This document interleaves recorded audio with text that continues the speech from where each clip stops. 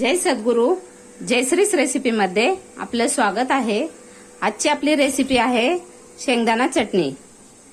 त्यासाठी लागणारे साहित्य शेंगदाणे, हिरवी मिरची, मीठ। सर्वप्रथम आपण आता मिक्सरच्या भांड्यामध्ये शेंगदाणे घेऊया। हे शेंगदाणे मी सालासकट घेतलेले आहे कारण जीवनसत्व सालामध्येच असतात। तुम्हाला तिखट कसं हवंय त्यानुसार मिरची घ्यायची। ह्या मी 7-8 मिरच्या घेतलेल्या आहेत। चवीनुसार मीठ आणि थोडंसं पाणी घालूया। आपल्याला चटणी थोडीशी पातळ बनवायची आहे। आपली वाटून झालेली आहे थोडीशी, आपल्याला अजून थोडीशी पातळ करून एकदम बारीक करायची आहे। म्हणून थोडंसं पाणी टाकलंय।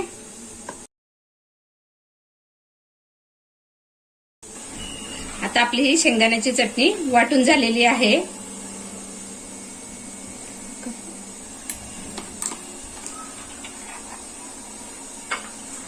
तुम्ही ही शेंगदाण्याची चटणी उपासाच्या डोसा, इडली बरोबर खाऊ शकता।